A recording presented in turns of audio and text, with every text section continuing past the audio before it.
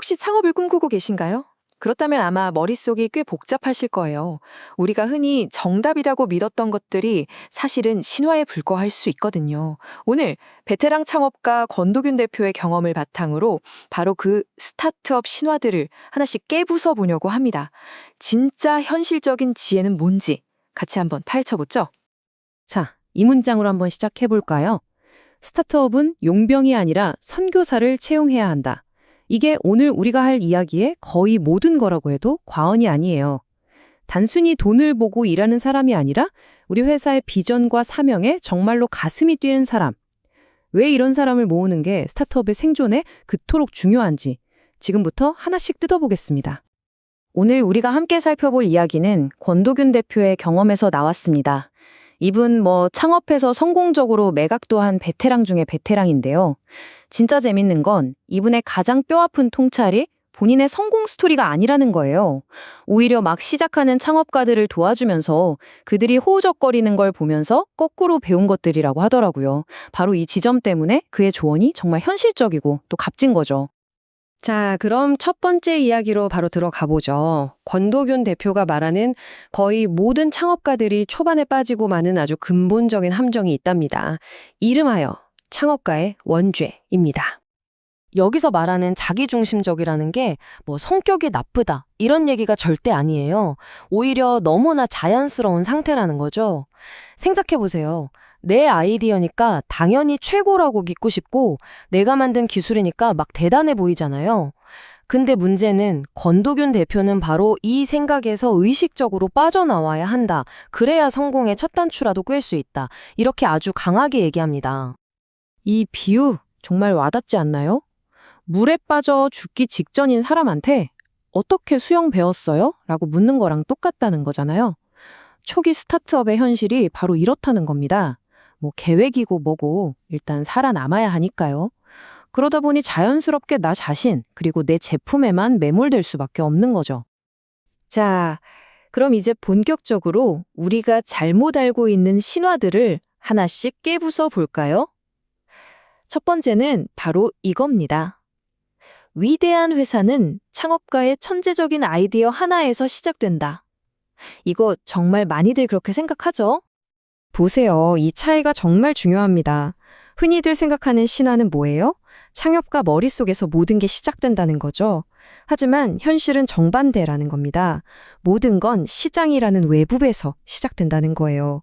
권도균 대표는 바로 이 관점의 차이를 제대로 이해하는 것, 이게 바로 실패를 피하는 첫 걸음이라고 말합니다. 이건 그냥 권도균 대표 혼자만의 생각이 아닙니다. 경영학의 아버지라고 불리는 피터 드러커도 똑같은 말을 했어요. 아이디어나 특허에서 시작된 혁신의 성공률이 가장 낮다. 이게 무슨 뜻이겠어요? 당신의 아이디어가 아무리 좋아도 그게 시작점이 아니라는 겁니다. 진짜 시작점은 바로 시장의 기회라는 거죠. 아니, 그러면 진짜 기회는 도대체 어디서 찾으라는 걸까요? 바로 이런 것들입니다. 인구 구조가 바뀌는 것, 예를 들어 고령화 사회가 되는 것처럼요. 아니면 사람들이 당연히 이래야지라고 기대하는 것과 실제 현실 사이에 큰 틈이 있을 때, 또 산업 구조 자체가 바뀌거나 사람들의 인식이 변할 때, 바로 이런 외부의 변화 속에 진짜 기회가 숨어 있다는 겁니다. 기술은요, 그 기회를 잡기 위한 도구에 불과한 거고요. 자, 두 번째 신화로 넘어가 볼까요? 이번에는 제품에 대한 이야기인데요. 특히 내가 이렇게 끝내주는 제품을 만들었으니 사람들은 알아서 찾아오겠지? 하는 아주 위험한 착각에 대한 겁니다. 권도균 대표가 아주 직설적인 표현을 쓰는데요. 우리 스타트업은 뭐다? 듣보잡이다. 네, 듣도 보도 못한 잡것이라는 거죠. 정말 냉정하게 이 현실부터 받아들여야 한다는 거예요. 시장에서 우리를 아는 사람은 아무도 없는데 마치 우리가 애플이라도 된 것처럼 짠 하고 신제품 내놓으면 사람들이 막 줄 서서 사줄 거라고 기대한다? 이것만큼 바보 같은 생각이 없다는 거죠. 자, 그럼 이 질문을 스스로에게 한번 던져보세요. 우리 첫 고객들은 도대체 왜 이렇게 부족하고 문제투성이인 우리 제품을 써주고 있는 걸까? 이게 바로 창업가가 풀어야 할 가장 중요한 수수께끼입니다. 딴 게 아니에요. 온갖 단점이 있는데도 우리 걸 써주는 바로 그 사람들. 그 이유를 알아내는 게 모든 것의 시작이자 열쇠입니다.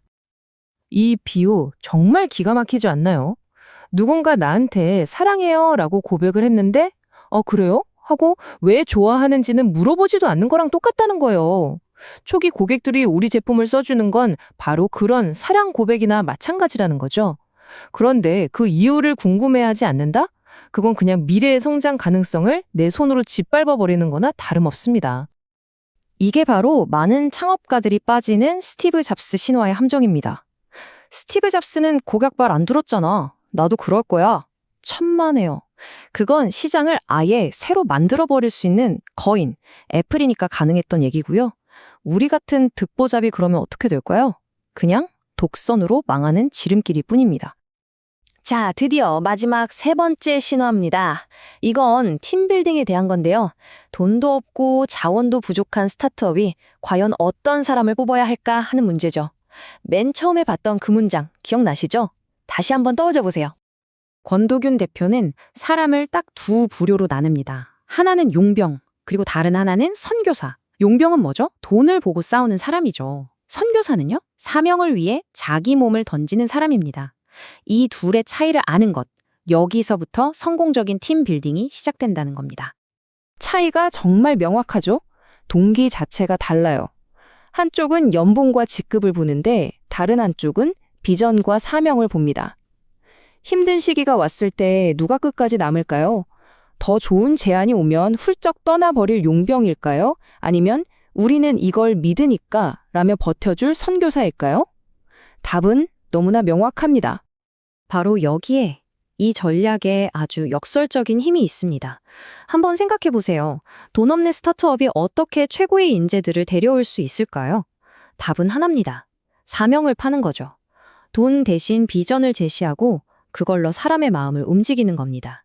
바로 그때 돈만으로는 절대 얻을 수 없는 최고의 동료, 진짜 선교사를 얻을 수 있게 되는 거죠. 자, 이제 정리를 한번 해볼까요? 우리가 지금까지 이야기한 세 가지 신화, 사실은 전부 다 하나의 맥락으로 연결됩니다. 그게 뭘까요? 바로 관점의 완전한 전환입니다. 오늘 이야기의 핵심을 딱 세 단계로 정리해 볼게요. 모든 것은 나 중심에서 벗어나는 여정입니다. 첫째, 내 아이디어가 아니라 시장의 기회를 보는 것. 둘째, 내 제품이 아니라 고객의 문제에 집중하는 것. 그리고 셋째, 나의 필요가 아니라 우리의 사명을 믿는 동료를 찾는 것. 권도균 대표는 이게 바로 뜬구름 잡는 이야기가 아니라 스타트업이 살아남기 위한 유일한 길이라고 말합니다. 자, 이 마지막 질문을 여러분 스스로에게 한번 던져보면서 오늘 이야기를 마칠까 합니다. 여러분은 지금 회사를 만들고 있나요? 아니면 사명을 만들고 있나요? 단순히 돈 버는 조직을 만드는 건지 아니면 세상의 어떤 문제를 해결하기 위한 사명을 만들고 있는 건지 말이죠. 아마 이 질문에 대한 여러분의 답이 앞으로의 모든 것을 결정하게 될 겁니다.